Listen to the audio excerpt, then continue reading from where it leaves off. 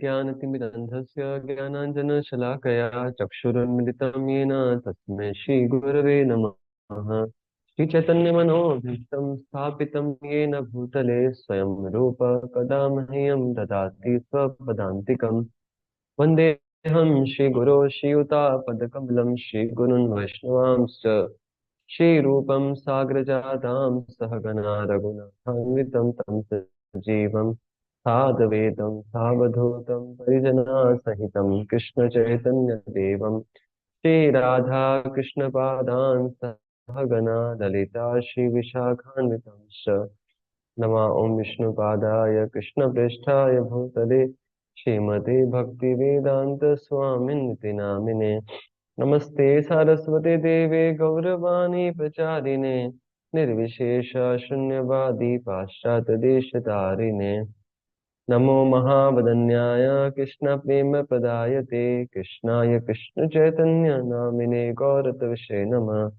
हे कृष्णा करुणा सिंधु दीनबंधु जगतपते गोपेश गोपिका कांत श्री राधा कांत नमोस्तुते। तप्त कांचन गौरांगी श्री राधे वृंदावनेश्वरी वृषभानुसुते देवी प्रणमामि हरिप्रिये। वाञ्छाकल्पतरुभ्यश्च कृपा सिन्धुभ्येव च पतितानां पावनेभ्यो वैष्णवेभ्यो नमो नमः। जय श्री कृष्ण चैतन्य प्रभु नित्यानंद श्री अद्वैत गदाधर शिवासादि गौर भक्तवृंद। हरे कृष्ण कृष्ण कृष्ण हरे हरे हरे राम राम राम हरे हरे।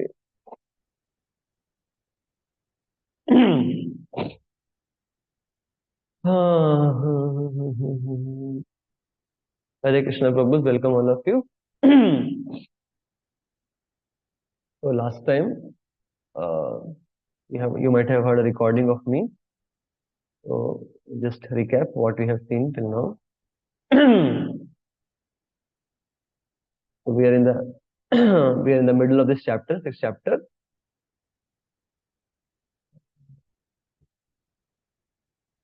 Yeah. We're in the middle of this chapter, sixth chapter, Dhyan Yoga. And till now, you see, we have seen in the first 9 shlokas, Krishna has mentioned about the two different levels of that about the two different levels of the yoga, Aruruksha and Arudha. Aruruksha is the practicing stage, and Arudha means the perfectional stage. Once one becomes uh, once one achieves perfection in the Dhyan Yoga, then that is called as the Arudha stage. So what are the symptoms that is being mentioned? And then the next series of the shlokas now, 10 to 32, Krishna is explaining about the different stages of practice in the Ashtanga Yoga. So we have only seen till shloka number 17 about how from 10 to 17 Krishna spoke about how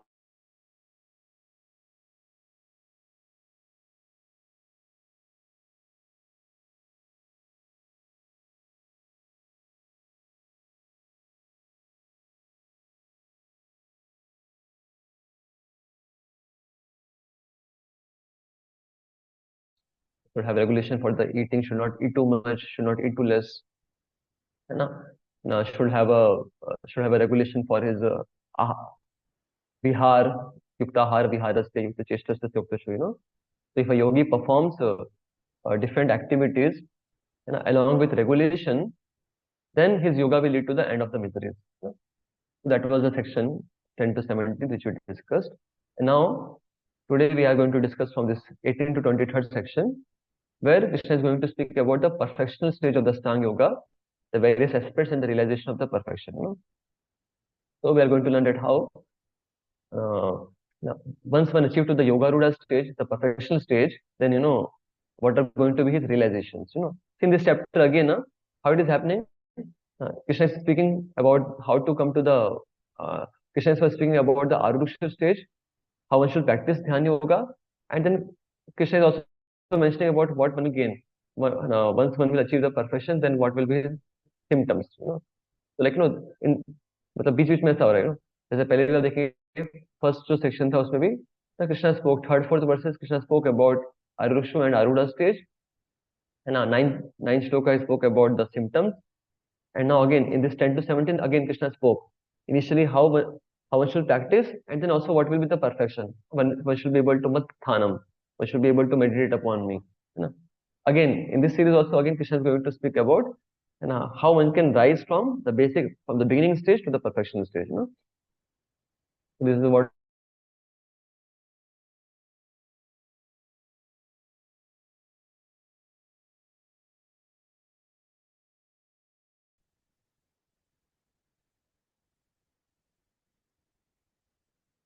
So this is what we discussed. This regulation, the verse about the regulation last time. Yuktahar viharasya, very important verse for devotees also sadhakas. That how if we regulate our activities, the activities of eating and the activities of recreation, right? Basically the activities which involve our involvement within the material world, basically, right? So like eating, we need eating in this material world, we need sleeping in this material world. So all our activities which we have to do with respect to the material world, if we regulate them, then what will happen? Then the mind will have no more absorption into those activities, and then the mind can focus upon something beyond them. That is, higher truth. That is the supreme. So that's why it is very important to have regulations of the material activities. Regulation of our eating, sleeping. Uh, then what will happen? Then our performance of the yoga will be free from the pains. Now, if we are overeating, then what will happen? We may want to do chanting, we may want to do reading, hearing, but all those things will not have a good quality. But if we are having regulation of our eating, sleeping, then our morning program, our chanting, our hearing, our association, everything will have a quality. Everything will help us. Everything will be a pleasurable experience for us. No, if we are not if we are not trying to regulate these activities, then our experience will not be very pleasurable. Just like suppose if you are going late night every day, then your experience of chanting in the morning will not be pleasurable. Getting up in the morning will be not pleasurable. Okay, so that's why the yoga, when done with regulation, when it is yukta in this verse is referred for the regulated. So if the yoga is being done with regulations, then it will lead to pleasurable experience. It will lead to the eradication of the miseries. But if it is done without regulation, then it will be a miserable experience. We all can very much relate with this shloka. So one important thing, say here, see this word yukta, you can be also used in two ways. Like in this particular verse, the yukta means basically regulated, controlled. Okay. And another way the word yukta is being used is also being well situated, in yoga. One who is well situated in the yoga, he is also called as a yukta, right? Or basically, one who is performing yoga very well. Now, or who is able to be one who, the goal of the yoga is to be able to focus upon the supreme. One who is able to do that, he is also called as a yukta. So in this particular verse, Krishna spoke more about yukta means regulated. And so if somebody is yukta, then his yoga will lead to the eradication of the material miseries. Okay. So now next shloka, 18th shloka, Krishna is telling about how one can be yukta. Now, one can be yukta? Now, so yukta means how can be one well connected also? How can we one connected with the supreme? That is the 18th shloka. Yes, I think these things, this need to be discussed. 18th shloka, let us discuss. यदा विनियतं चित्तम् आत्मनि एवावतिष्ठते निस्पृहा सर्वकामेभ्यो युक्त इति उच्यते तदा. Right? So before this, if you just let me show you one thing. See, this Dhyan Yoga, the details about the Dhyan Yoga is given by Patanjali in his Yoga Sutras. He has written some Yoga Sutras, and in that he has given the details about the Dhyan Yoga. Now we have discussed earlier also that how in the Bhagavad Gita, Krishna is only just giving some understanding of these yogas because Arjuna is already aware about these yogas. Krishna has not fully described about these yogas. So if you want to know in the details, then you have to refer to the other books by the other authors. There he has mentioned in detail about the yama, niyama. We discussed about that. What are the aspects of the yama? What are the aspects of niyama? What one gains by following those. No? So there also we discussed that what are the different levels of mind control. So we discussed it. There's a level of mudha, shipta, vikshipta, ekagrita, and nirodha. So the highest levels are Nirodha and Ekagrata. Ekagrata means one is fully concentrated. Just like, a serious student revises before an hour before the exam. Before the exam, you're just concentrated. Your mind is not going here and there. You're very much focused, very much concentrated. It's like a higher level of mind's control. Ekagrata, and the ultimate is the Nirodha. Nirodha means what? Now one is completely detached from the material realities around, and one is fully focused. One is fully focused upon the reality, the spiritual reality. That's what is the Nirodha. So that's the highest stage of mental control desired by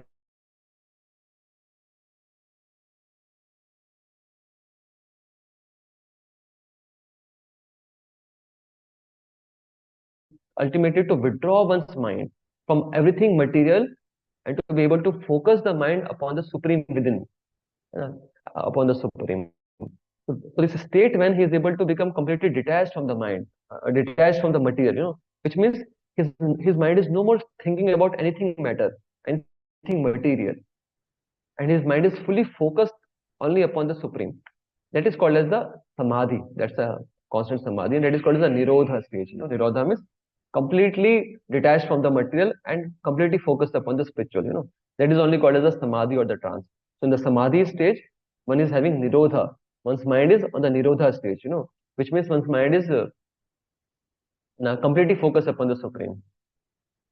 Prabhuji, your voice is breaking in between. Okay.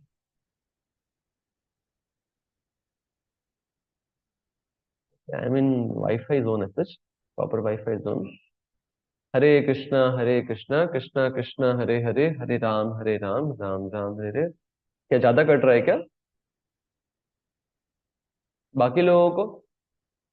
It sounds good to me हाँ, प्रभु। Okay. प्रभु जी, actually में आवाज तो सही आ रहा है, but वो बीच में ऐसे ब्रेक होता है Now तीन it's चार okay, सेकंड Prabhuji. के लिए, फिर सही हो जाता है।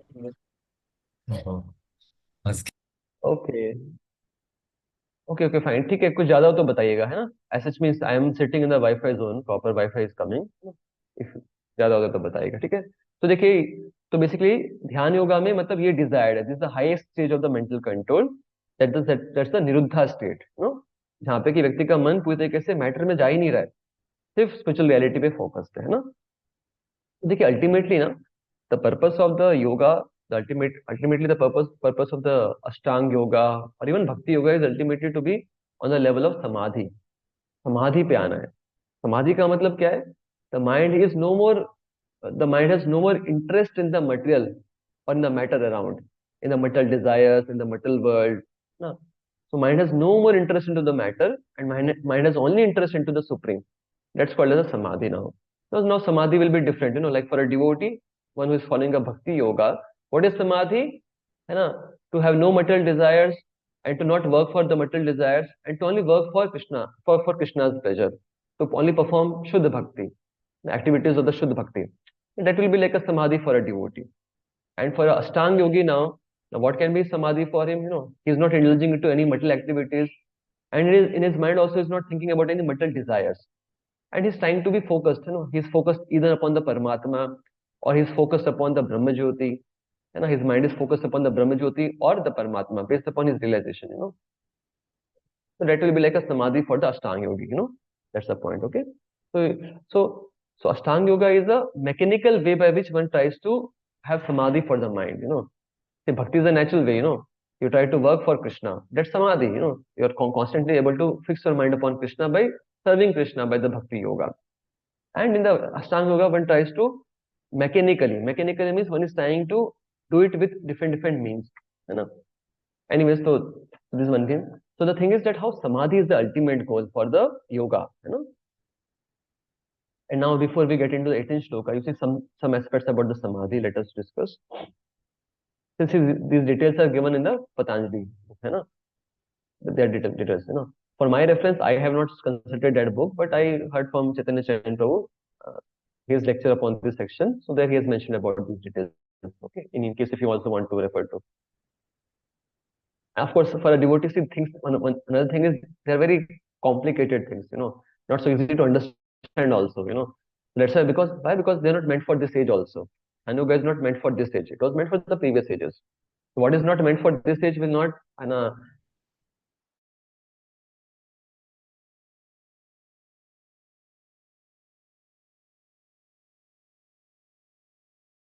Prabhuji, your voice got stuck.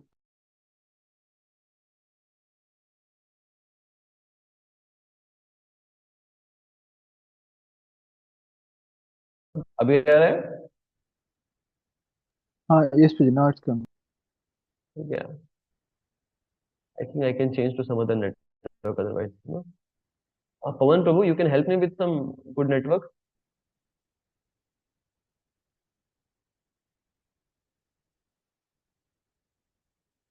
Okay, it may take some time. है ना? In the meantime, let us continue. तो देखिए समाधि में, तो देखिए that there are two, there can be two, ways of samadhis. एक है संप्रज्ञता समाधि and second is asampragyata samadhi. Right? So what is sampragyata samadhi? That is a samadhi, है ना, when your mind is on the stage of ekagrata, right? The fourth stage which we saw. So when the mind is ekagrata means mind is fully, see, mind is aware about the material thing, mind is aware about the matter, but still the focus is fully upon the supreme. Yeah.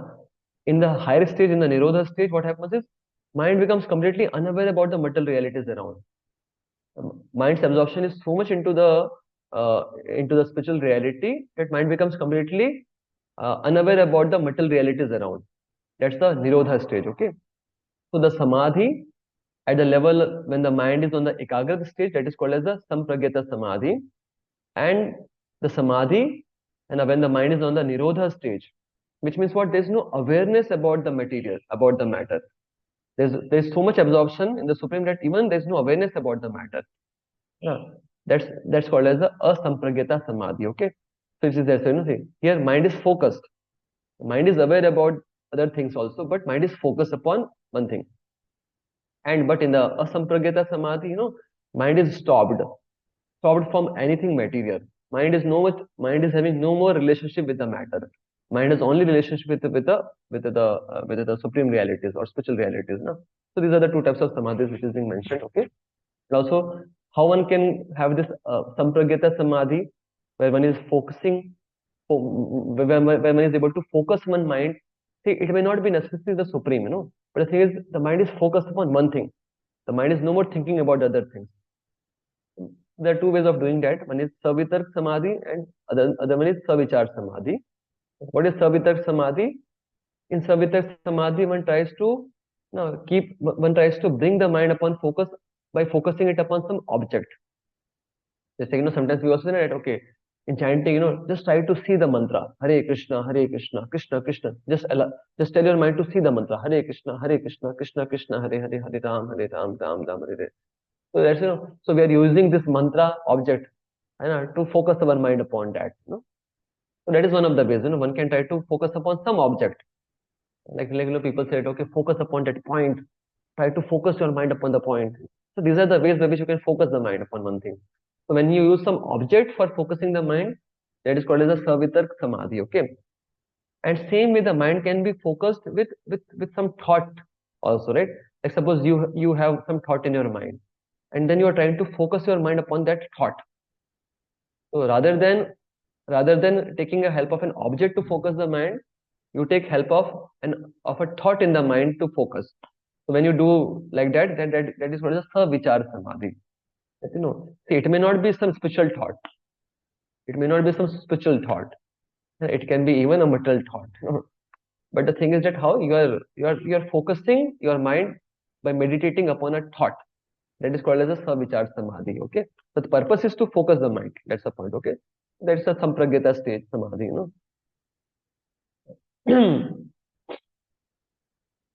So these are some details which I mentioned to you right now.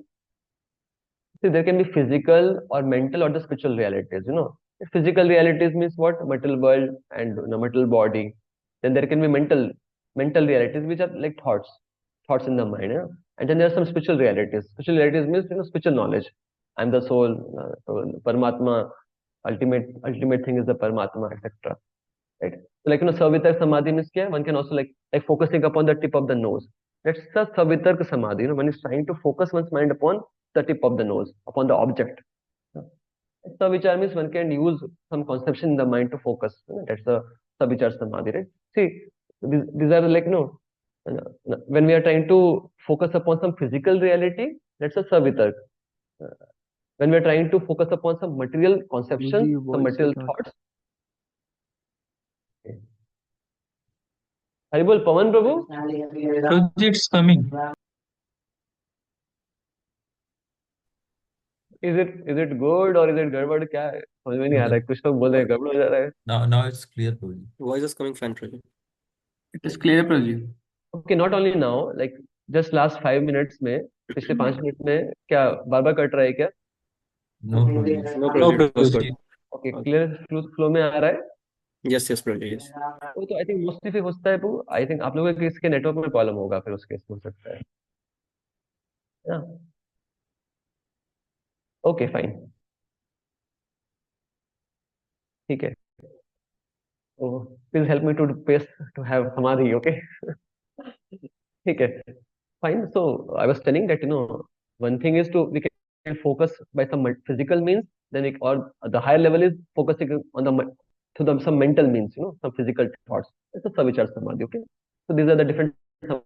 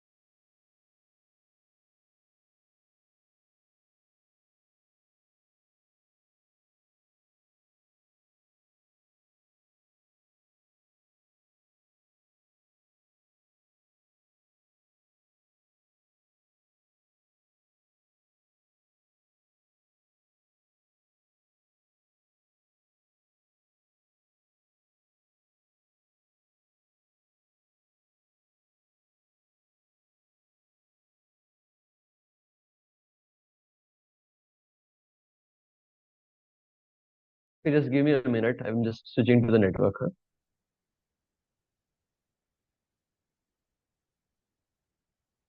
Okay, Vishwas is saying to switch off the videos. Huh? Maybe you can try this. Let us try this. You can all switch off your videos. जियो है क्या आपके पास में हाँ दो यार 5G है क्या क्या नाम बताओ M34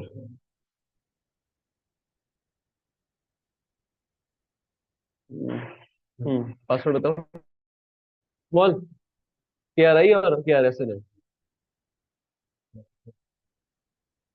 अच्छा चलता है यहाँ पे वाईफाई अच्छा चलता है ठीक है चलो देखते हैं हरे कृष्णा कृष्णा कृष्णा हरे हरे हरे राम राम राम हरे हरे ओके प्रभु अभी मैंने नया नेटवर्क पे कनेक्ट किया है आप बताइएगा अगर गड़बड़ होता है तो बताइएगा ठीक है ना इन एनी केस आप लोग अपना वीडियोस बंद कर सकते हैं है ना to be on the safer side please switch off your videos all of you अभी वैसे आवाज क्लियरली आ रहा है? हरे कृष्णा कृष्णा यस कृष्णा हरे राम राम राम हरे हरे। ठीक है, कुछ गड़बड़ हो तो बताइएगा बीच में, हाँ? ठीक है, please continue. So I was mentioning about that. What is the meaning of samadhi for in the bhakti yoga? So see, in the case of the bhakti yoga, the samadhi means what? है ना? Samadhi is the stage where we are not simply perceiving the spiritual reality, but we are also participating in the spiritual reality. That's the highest level of samadhi in the bhakti yoga, right? See, what does it mean? Na, है ना? What does it mean? No, one is not perceiving the spiritual reality, right? Perceive मतलब कि सिर्फ समझना, experience कर पाना, right? But उसमें participate भी करते हैं spiritual reality में, right? See, ultimately, what is spiritual reality? Spiritual reality is the spiritual world and pastimes in the spiritual world. One participates in the pastime with the Lord in the spiritual world. Okay, so when you move to the advanced stage of the bhakti, when you really achieve the samadhi means what? You achieve your swarupa. You understand your spiritual position in the spiritual world, and you can start participating in that even while being into this world. That's the highest stage of the bhakti. That we get realization of our swarupa in the spiritual world, and we start participating, acting as per our swarupa even while we being in this world. Right? Some example for this, I think we have discussed it about it earlier also. Like Raghunath Das Goswami one time, he was feeling sick, and then his followers, disciples, they brought a Vaidya, and the Vaidya told, "Kya he is eating, he has overeaten." And now see, Raghunath Das Goswami was known for his austerity. He will not eat anything at all. So the disciples were shocked, and they asked. So then Raghunath Das Goswami told, he's telling true. What happened is there was a festival in the spiritual world, and Radharani offered us some sweet rice, and somehow I found it very tasty, so I overate it.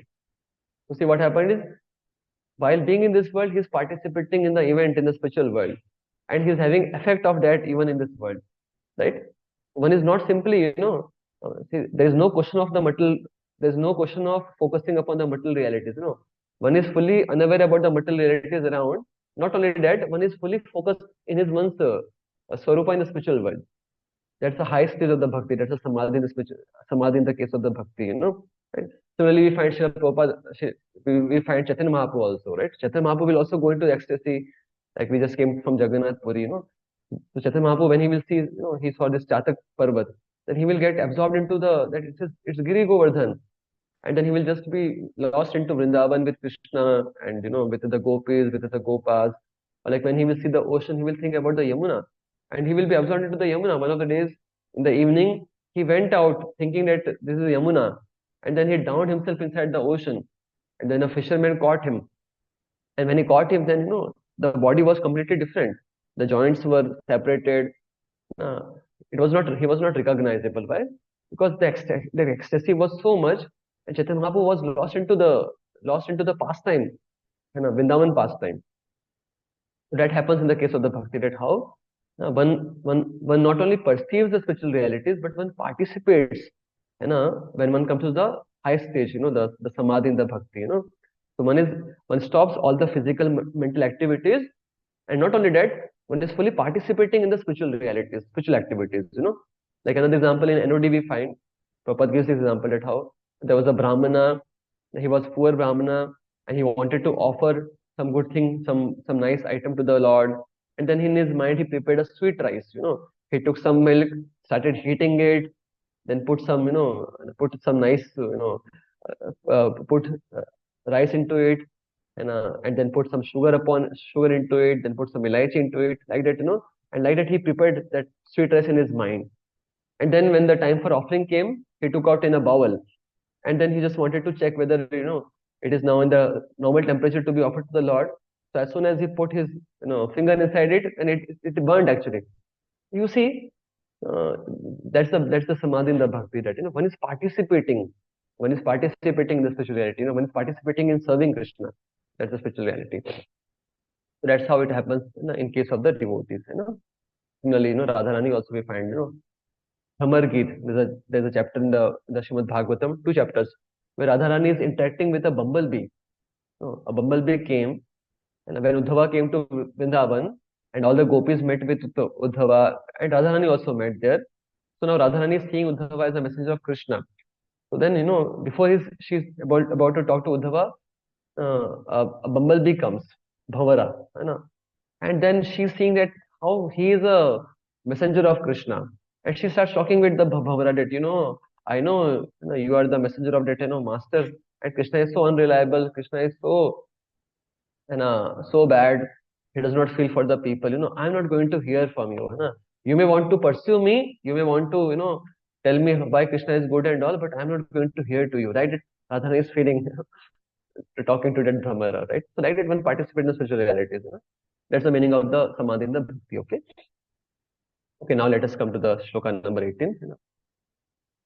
यदा विनियतं चित्तम् आत्मनि एवावतिष्ठते निस्पृह सर्वकामेभ्यो कामेभ्यो युक्त इति उच्यते तदा, right? युक्त इति उच्यते तदा, राइट? कब किसको युक्त बोला जाएगा, राइट? प्रीवियस वर्स में बताया कि कैसे युक्ताहार होना है, युक्ताहार विहार विहारस्य, राइट? तो वहां पे युक्त मतलब कि रेगुलेटेड होना है, राइट? तो उसमें था कि कैसे if somebody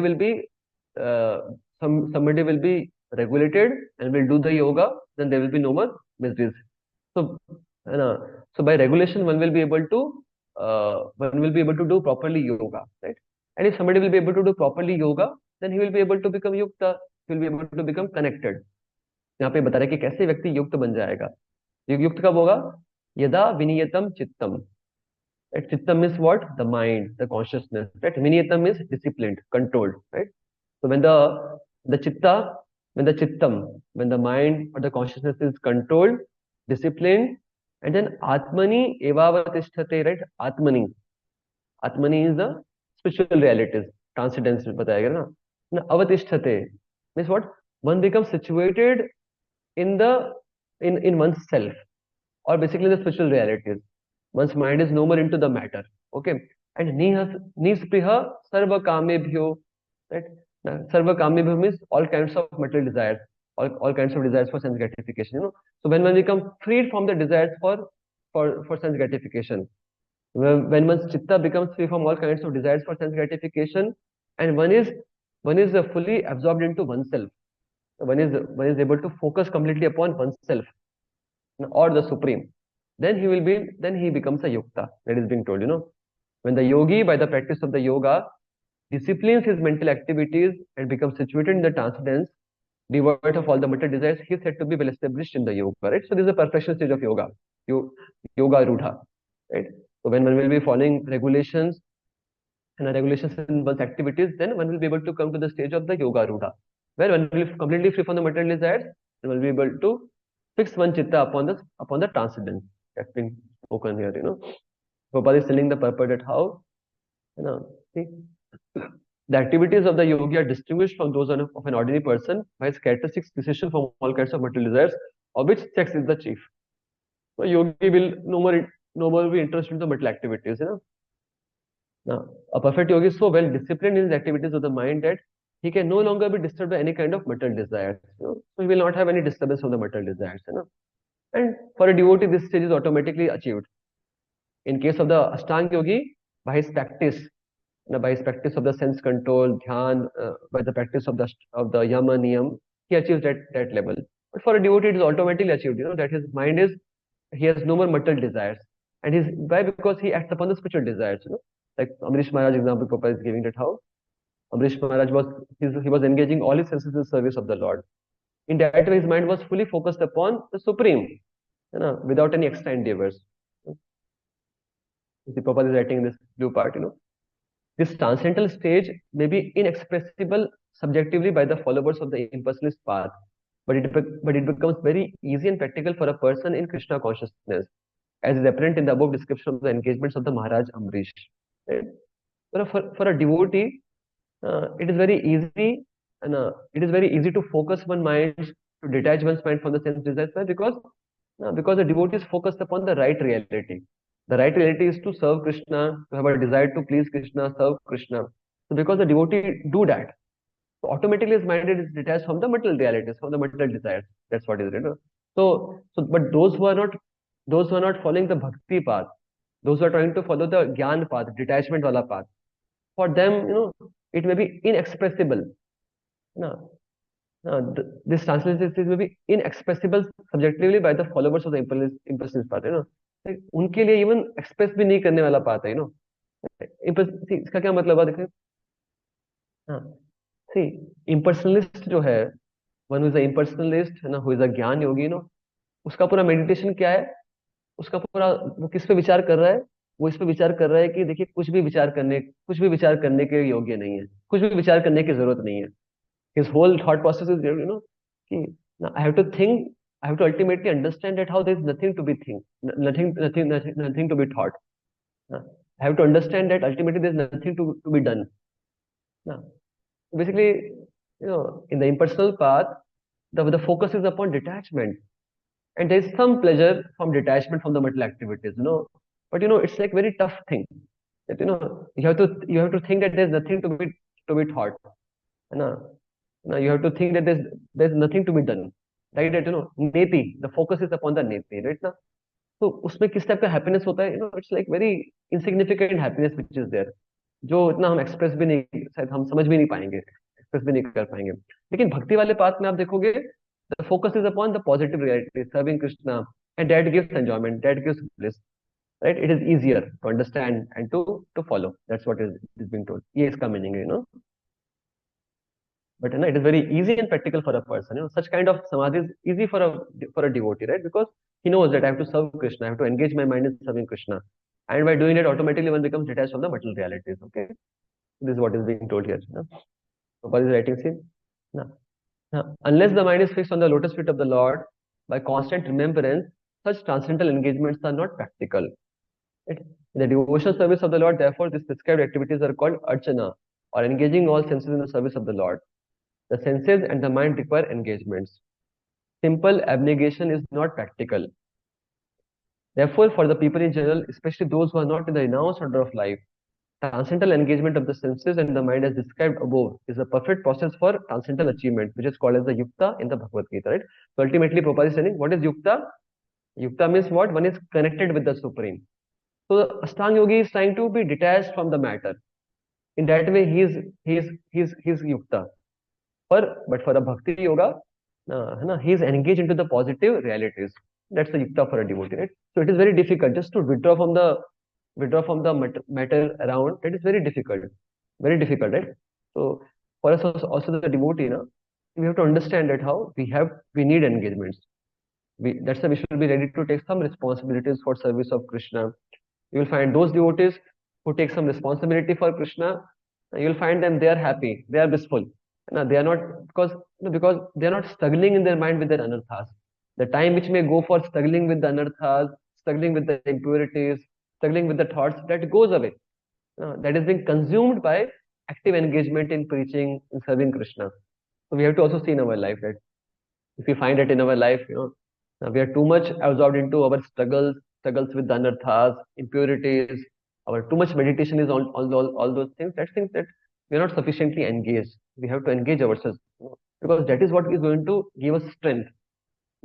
Just meditation upon our anarthas and impurities, just understanding how my heart is so contaminated. Oh, I'm so lusty, I'm so fallen. That is not going to help us at our level. That discouragement, that pessimism may be very that will lead us to the mode of ignorance. But on the contrary, our focus has to be more upon the positive reality. So we serve Krishna, the minds will be engaged into serving Krishna upon the positive aspects of bhakti. Our time, our energy, the energy of the mind, the energy of the body should be consumed by the practical engagements in the bhakti. That's the best platform. That's what Krishna is urging, that how this Nishkam Karmi Yoga is more easier than the path of the Jnana. So this is very important. So therefore, simple abnegation is not practical. सिर्फ छोड़ देना वो काम नहीं करेगा, right? नहीं, मन को पॉजिटिव चीजों से ऑक्यूपाई करना पड़ेगा, सेंसेस को भी पॉजिटिव एंगेजमेंट देने पड़ेंगे. मैं यहाँ पे बता रहा हूँ. Then you will be yukta, then you will be Krishna, then you will be connected with Krishna, and that's why you will find when you are connected with Krishna, then you are happy, you are blissful. So that's why those who actively serve, take some responsibilities, they are no more struggling with their detached, with their anarthas and all, and they are able to experience a positive bliss which will come. You see, bhakti is a science. So if you are serving Krishna, you will get bliss. That's the process. If you are chanting Hare Krishna, it will lead to bliss. If you serve Krishna in some way, it is going to lead you to bliss. Even if you are doing your duties as a service to Krishna, that will also give you bliss in your life. So that's the point, it will be active, Next shloka now. Next shloka, Krishna is giving an example for explaining this, that how one becomes a yukta. When one becomes a yukta, then he is no more disturbed by the material desires. Krishna is giving with an example, यथा दीपो निवातस्थो नेङ्गते सोपमा स्मिता योगिनो यत्र चित्तस्य युञ्जतो योगमात्मनः. यथा दीपो निवातस्थो, वात, कफ with वात means the air, that निवातस्थो, स्थो means situated, जिस तरीके से जो दीप मतलब कि lamp, when the lamp is situated amidst the wind, है ना, निन्गते सोपमा स्मिता, इट डज नॉट वेवर, है ना. तो सपोज कोई लैंप है और सपोज साइड से आपने उसको, जैसे पुराने जमाने में ना जो लैंप आते थे ना, साइड से ग्लास का उसमें वो केसिंग के अंदर में वो लैंप रहता है, राइट. तो अगर वो ग्लास के केसिंग में लैंप होगा तो क्या होगा, हवा भी आएगी तो भी उसका फ्लिकरिंग नहीं होगा, वो हिलेगा नहीं. जो जो लैंप होगा आपका वो हिलेगा नहीं, उसकी जो आग होगी वो हिलेगी नहीं. क्यों? भले हवा से भी पास कर रही है, क्योंकि वहां पे प्रोटेक्शन है उसका. तो Krishna is giving this example, लेट योगिनो यत् चित्तस्य युञ्जतो योगमात्मनो, right. Yet chitasya, one who has controlled one's mind, then he is no more disturbed by the material desires. See, as a lamp in a windless place does not waver, right? हमने तो जैसे windless place में अगर हम लोग lamp को लगाएंगे तो लैंप कुछ डिविएट नहीं होगा, वो एक सेम फ्लेम में दिखाई देगा. तो ऐसे बता रहे हैं कि as a lamp in a windless place does not waver, so the transcendentalist whose mind is controlled remains always steady in his meditation on the transcendent self, right? So उसी तरीके से once mind is controlled, then what will happen? If one's mind is controlled, then one will remain steady in his mind, steady in his meditation upon the transcendental self, upon the supreme, or upon the atma, which means one will not become one will not become distracted by the material desires and all. The mind becomes like that, one who has come to the stage of yukta, well situated, then his mind will no more get distracted by the material subject matters. He will be very his consciousness, his mind will be very fixed, very alert, very attentive. So see what happens. See the material desires. See the wind can be compared with the material desires, right? So see when there are material desires, then what happens? There are material anxieties. And then what will happen? Then the mind or the consciousness cannot be focused. There's inattentiveness. It cannot be focused. And that's why what happens is we are not very productive.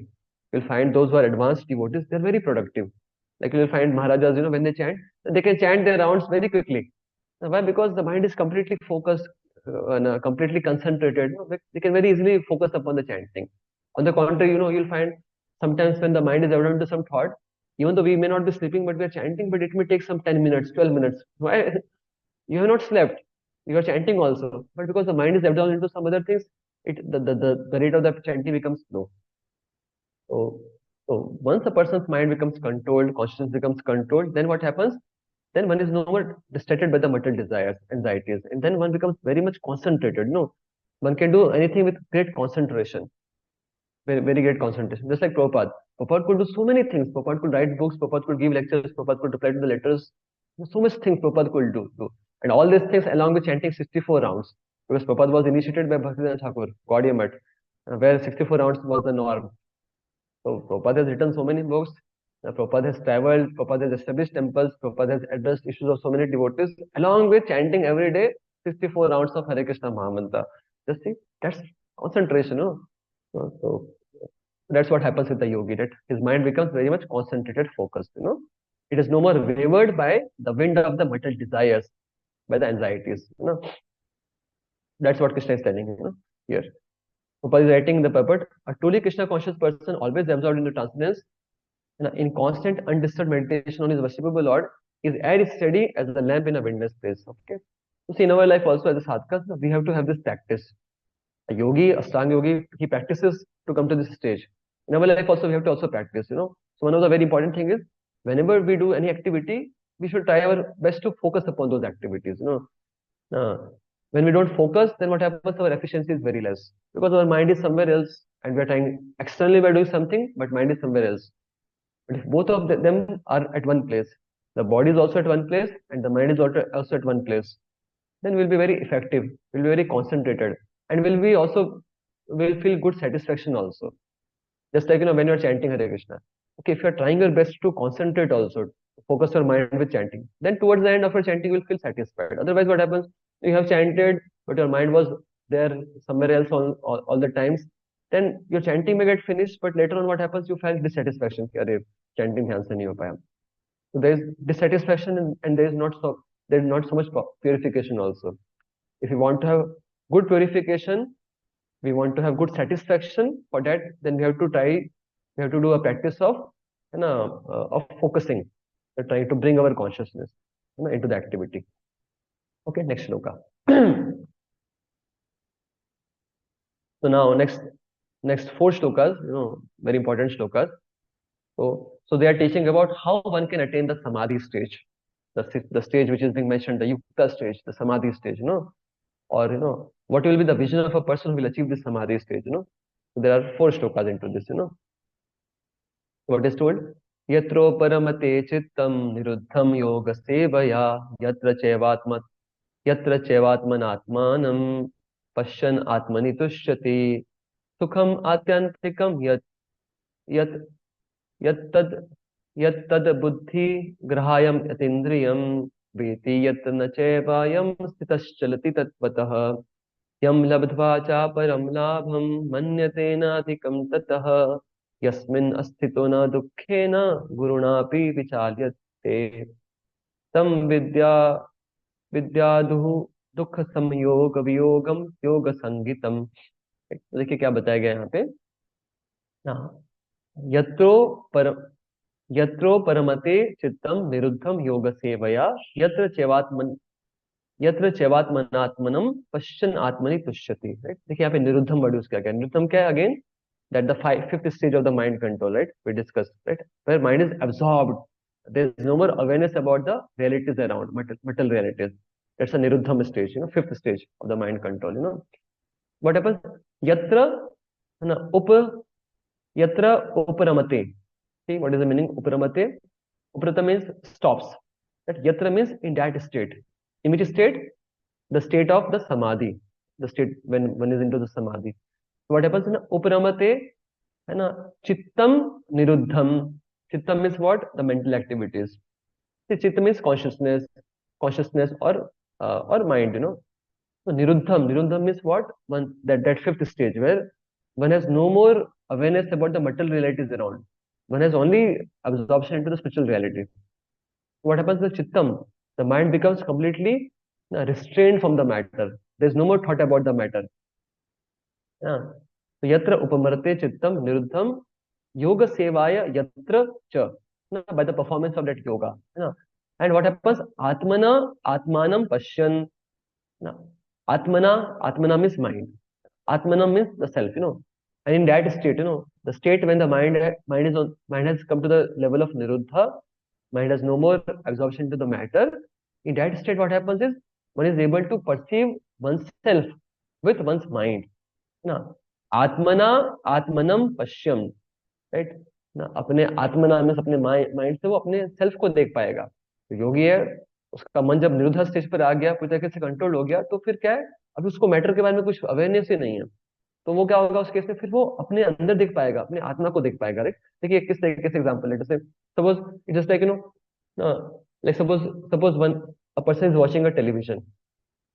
So now see, a person is watching a television. In the beginning, okay, he has seen that how this is the room is there, there's an air conditioner there, there's a sofa there, and then the TV is also there, and some other people also sitting in this room. Okay, so initially one is having awareness about all the things which are also around there. But then once one starts looking into the television, looking into the movie, let us say the movie is coming on the television, then what will happen? Then one will become absorbed into that movie. One will become absorbed into the emotions of that movies. There are some themes where some emotions are there. So then what will happen after some time? He will be into the movie. He will even lose the awareness about the things around. his mind will become concentrated upon only television. Initially, the mind was aware. Initially, the consciousness was aware about other things, but then after some time, one can focus one's mind upon the movie inside the television. That's like the ekagrata stage, the fifth stage of the mind control. It's the ekagrata stage. One is aware about the things around, but one is very much focused upon the television, the reality. And now, you know, so one is involved in emotions with the television, with the movie. So this is the stage. And now, what is Niruddha stage? Niruddha stage means what? That one gives up seeing the movie also. One becomes focused. Earlier he was focused only upon the movie, but now he's complete. Now he turns away his face upon from the movie also. So he has no awareness about the things around. He has no more awareness about the movie also. That's the stage of the Niruddha. So in that stage, one can then what will happen? It's just like you are absorbed into something. You're absorbed into something, then you are not able to perceive what is there around you, and you're not able to perceive even what is happening inside the movie. Your mind has become fixed upon the supreme or some other realities, so much so that you are unaware about all those things. That's a Niruddha stage. So in that stage, then what happens? Then you can go very deep into the spiritual realities, about yourself. That is being spoken here. That how you see. Yatra cheva atmanam pashyan atmani tushyati. Right? One is able to pashyan atmani. One is able to because the mind is withdrawn from all the external matter. Then one can just withdraw one's mind, can focus one's mind upon the atmani. When one's mind has come to the stage of niruddham, samadhi, that is being told. And tushyati, one feels very much satisfied also, that state.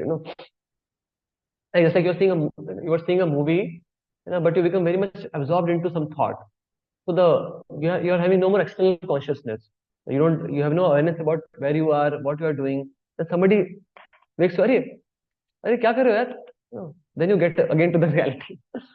तो ऐसा ऐसे व्यक्ति अगर absorbed हो गया हो, right? Of course किसी चीज में absorb हो सकता है, but यहाँ पे जो बात किया जा रहा है वो inner truths के बारे में बताया जा रहा है यहाँ पे ना. That's a samadhi. That samadhi means what? One becomes completely detached from the matter around, and one is completely focused upon either the atma, means either the soul, that how I am the soul, or in the paramatma. That's what is being told. That's what Niruddha means absorption in the supreme, completely detachment from the matter. So next thing again, then sukham atyantikam yat tad buddhi grahayam atindriyam वेति यत्र न चैवायम स्थितश्चलति तत्वतः. Right? फिर उसमें क्या होगा आगे देखिए ना. एक बार जब वो स्टेज पर आ गया तो फिर क्या होता है फर्दर ना, सुखम अत्यंतिकम यत तद. राइट? अत्यंतिकम, राइट? अनलिमिटेड हैप्पीनेस का उसको एक्सपीरियंस होता है उसमें. When he is doing meditation upon self, he has no more interest, no more awareness about the matter around, then sukham atyantikam, he will get great joy. He'll be able to experience a great joy. Yatat and buddhi grahayam atindriyam. See what is the meaning? In the stage of the perfection called the trance or the samadhi, one's mind is completely restrained from the material mental activities by the practice of the yoga. Okay, this perfection is characterized by one's ability to see the self by the pure mind and to relish and rejoice in the self. Right? तो ये पहला श्लोक का meaning हो गया, right? Right? सुखम आत्यांतिकम भी मिल रहा है, right? So what happens is this perfection is characterized by one's ability to see the self by the pure mind. So one's mind is fully focused upon oneself, the Atma. One understands that how I am the Atma, and I have nothing to do with the matter. I have nothing to do with the material desires. One feels great satisfaction, and to relish and rejoice in the self.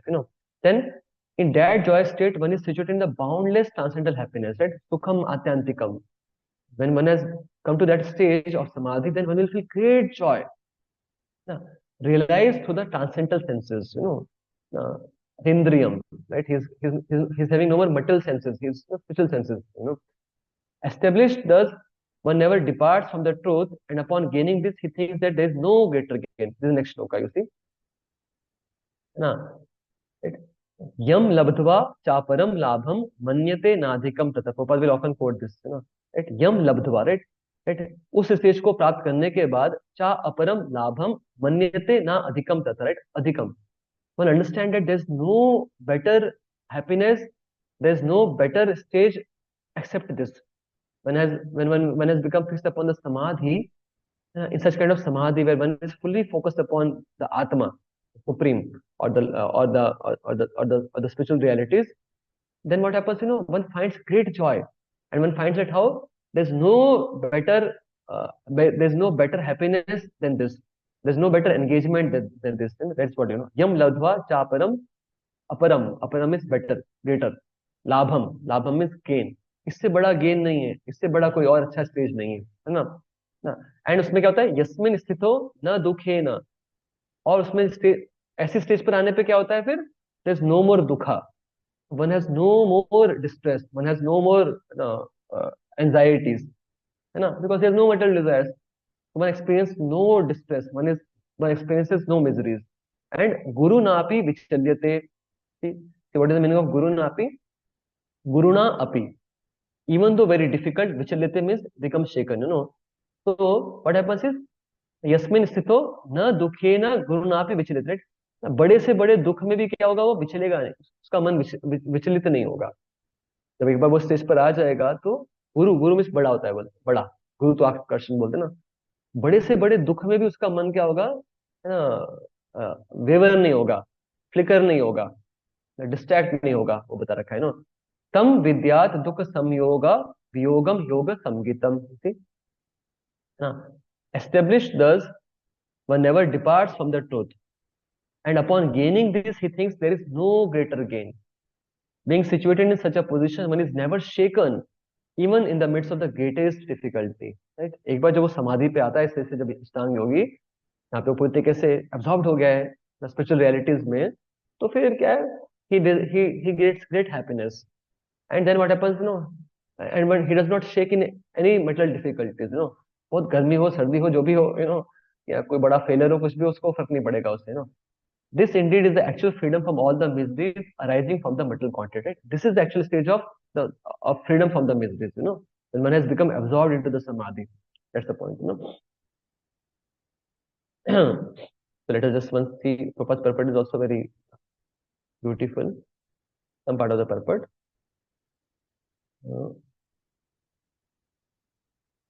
See, Prabhupada is explaining about the samadhis which we told, na, sampragyata samadhi, asampragyata samadhi. Prabhupada is mentioning about those things. Now, you see.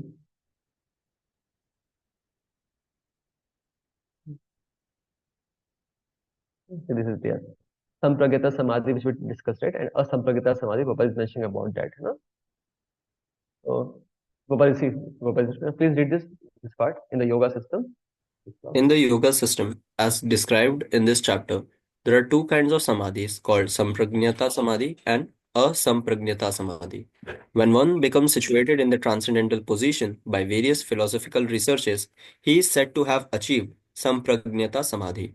In the asampragnata samadhi, there is no longer any connection with mundane pleasure, for one is then transcendental to all sorts of happiness derived from the senses. When the yogi is once situated in the transcendental position, he is never shaken from it. Unless the yogi is able to reach this position, he is unsuccessful. Today's so-called yoga practice, which involves various sense pleasure, is contradictory. A yogi indulging in sex and intoxication is a mockery. Even those yogis who are attracted by the siddhis, perfections, in the process of yoga are not perfectly situated. If yogis are attracted by the byproducts of yoga, then they cannot attain the stage of perfection, as is stated in this verse. Persons, therefore, indulging in the make show practice of gymnastic feats or siddhis should know that the aim of yoga is lost in that way. So the aim of the yoga is to get this asampragyata samadhi, right? When one is no more having any mental engagements, right? Next, the best practice. The best practice of yoga in this age is Krishna consciousness, which is not baffling. A Krishna conscious person is so happy in his occupation that he does not aspire after any other happiness. There are many impediments, especially in this age of hypocrisy, to practicing Hatha Yoga, Dhyan Yoga, and Gyan Yoga. But there is no such problem in executing Karma Yoga or Bhakti Yoga. As long as the material body exists, one has to meet the demands of the body, namely eating, sleeping, defending, and mating. But a person who is in pure Bhakti yoga or in Krishna consciousness does not arouse the senses while meeting the demands of the body. Rather, he accepts the bare necessities of life, making the best use of a bad bargain, and enjoys transcendental happiness in Krishna consciousness. He is callous toward incidental occurrences such as accidents, disease, scarcity, and even the death of a most dear relative. But he is always alert to execute his duties in Krishna consciousness or Bhakti yoga. Accidents never deviate him from his duty, as stated in Bhagavad Gita 2.14. Agamapaino anityas tams titikshava bharata. He endures all such incidental occurrences because he knows that they come and go and do not affect his duties. In this way, he achieves the highest perfection in yoga practice. Hmm. So this thing will require some more discussion. This last paragraph is very important, very powerful, and there are some more things which we need to discuss about this, right? Maybe tomorrow we'll continue with this theme again. Today we could cover little less shlokas, but you can also read this last paragraph again. Very beautiful, very powerful. We'll read this again. We'll discuss more about this tomorrow. So anyways, there's a mention about the samadhis. And there are some more things also. Maybe this we'll discuss tomorrow because time is up today. Hare Krishna. Any questions you have to discuss? We can discuss.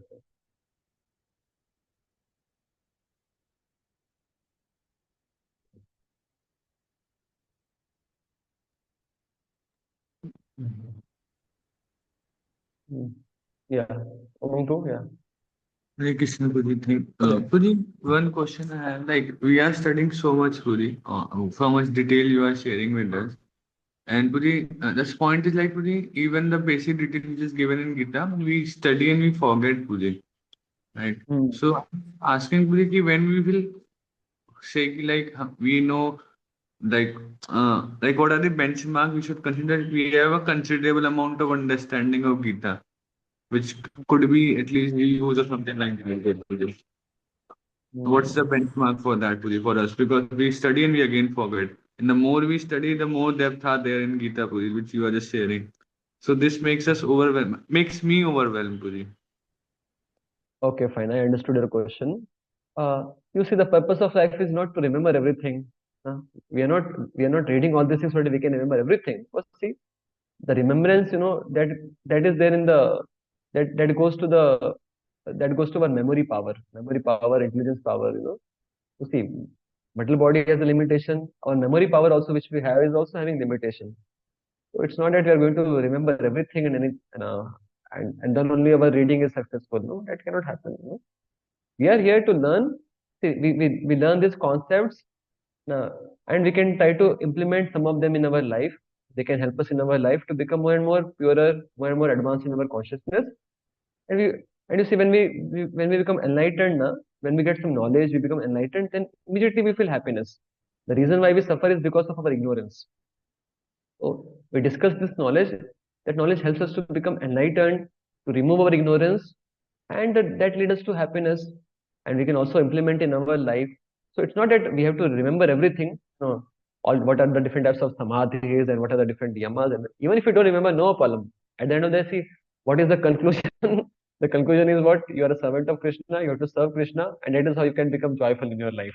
That's the ultimate conclusion, right? Even if somebody is uneducated, he can also practice this, right? He can chant Hare Krishna, he can try to serve Krishna in different ways, and that's completely perfect. He does not have to remember everything and all, right? But we do discuss them so that because if we have knowledge, then what happens, see we have intelligence now that needs some knowledge. So if we have awareness about these things, so while we are reading, our focus should not be to remember everything. Our focus should be able to understand it, appreciate it, become enlightened, and to be able to feel good about it. Just like Gaurampur was giving one time an example, like just like suppose a householder is there, husband and the wife. Now the wife may have cooked many items many times. No, sometimes the wife might have cooked idli dosa, sometimes butter halwa, sometimes shahi tukda, right? Different, right now. So now the purpose is not to for a husband. It's not important to remember that which all time what all she has prepared. What is the main thing is that, suppose today butter halwa is prepared, he can take nicely, enjoy nicely, and can feel happy about it, right?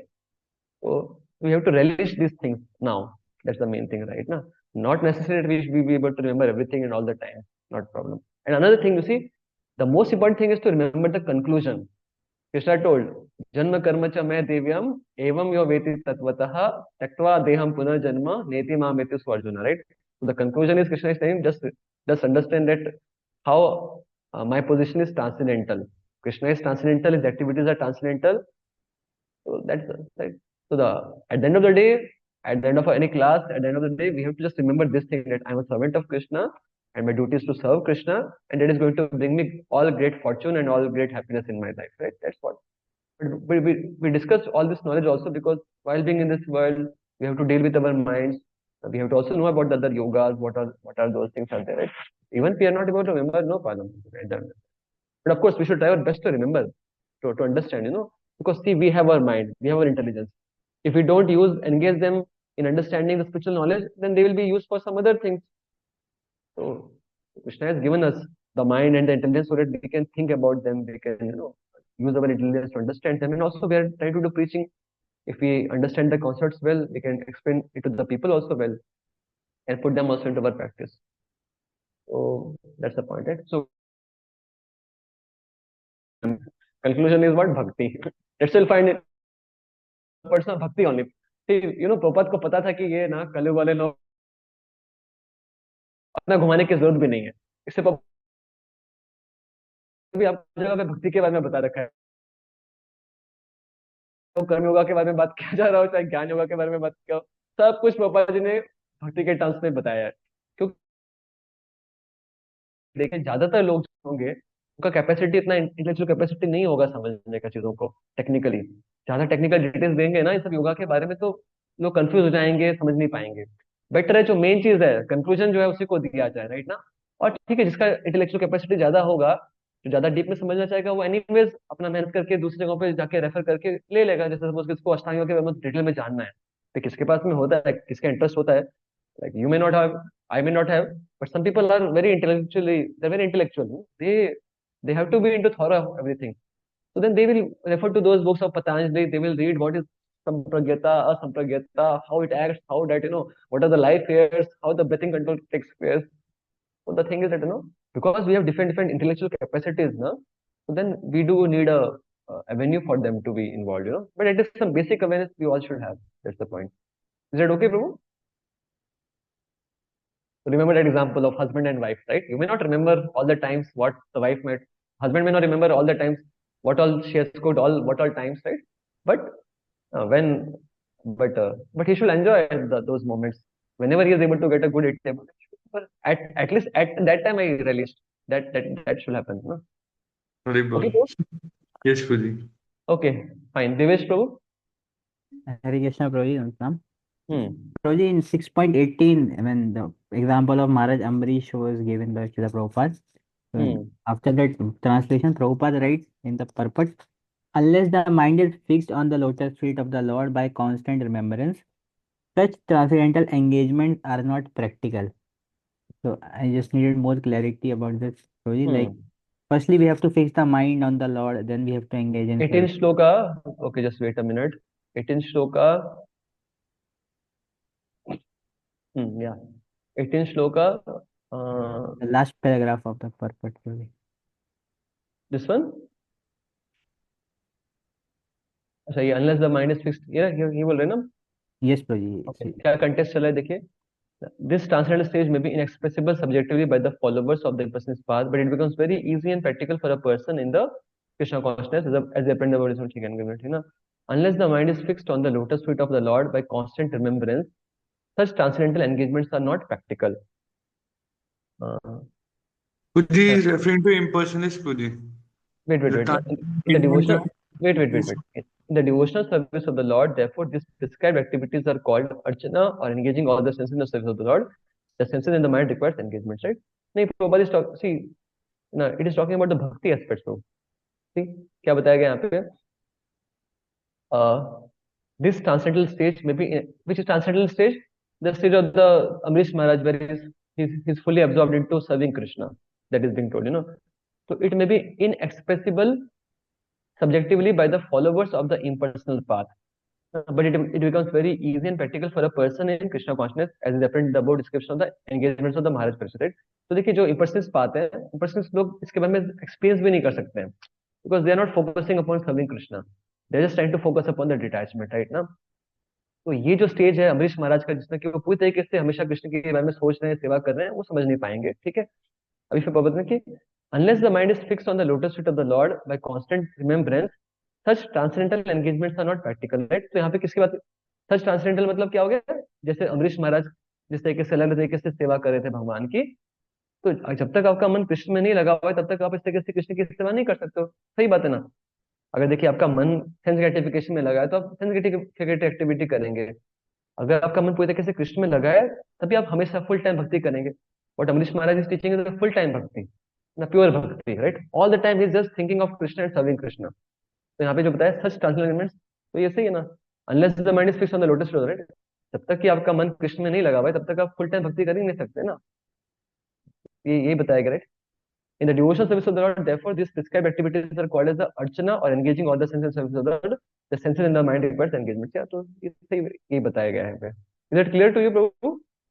Yes प्रो जी, मतलब पहले mind को fix, मतलब as a sadhaka I was asking प्रो जी like we my mind is not fixed on the lotus feet of the lord by constant remembrance, but दोनों connected है, दोनों कनेक्टेड है. देखो दोनों हमने पहले डिस्कस किया था आपको, राइट? कि इनिशियल स्टेज में हमारा जो सेंसेस है और माइंड बहुत ज्यादा कनेक्टेड रहते हैं. जहाँ पे हमारा शरीर रहता है, मन का भी वहां पे रहने का ज्यादा चांसेस रहता है, करेक्ट ना? साधका स्टेज पर, हमारे लेवल पर, राइट? आप अगर अभी प्रसादम हॉल में हो तो आपका मन भी प्रसादम में ही रहेगा क्यों, है ना? आप अगर मूवी देखने के टीवी के सामने बैठे हो तो आपका मन भी टीवी में ही देखने का ज्यादा रहेगा, है कि नहीं? तो ये साधका स्टेज रहती है, राइट ना? तो देखिए दोनों कनेक्टेड है. मतलब क्या है हमारे लेवल पर, ऐसा नहीं है कि हम वेट करें कि जब पूरी तरीके से मन कृष्ण में लग जाएगा तब हम कुछ सेवा करेंगे, नहीं, ऐसा नहीं होगा. हम सेवा करना स्टार्ट करते हैं, धीरे धीरे मन भी कृष्ण में लगता है, धीरे धीरे मन भी सेवा में लग जाता है, ऐसा है. हम देखो प्रैक्टिस करते हैं चैंटिंग करने का, धीरे धीरे मन भी चैंटिंग की तरफ जाएगा, होली नेम की तरफ जाएगा. हम क्लासेस सुनने का प्रयास करते हैं, हम लोग अपने ईयर्स को लगा रहे, एंगेज कर रहे हैं, धीरे धीरे मन का भी उसमें एंगेज होने के चांसेस रहते हैं, राइट?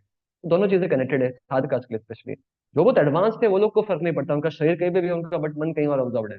रघुनाथ दास गोस्वामी वो ना बैठे हैं एक जगह पे, वो लेकिन स्पिरिचुअल वर्ल्ड की लीला के बारे में सोच रहे हैं वो, तो उनके लिए वैसा है एडवांस स्टेज पे, राइट ना? बट हमारे लेवल पे दोनों चीजें एंगेज है, राइट ना?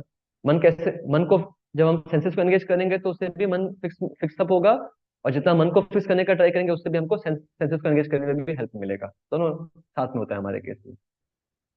Is it thank okay? You. Yes प्रो जी, थैंक यू. Okay fine. तो एनीथिंग एल्स?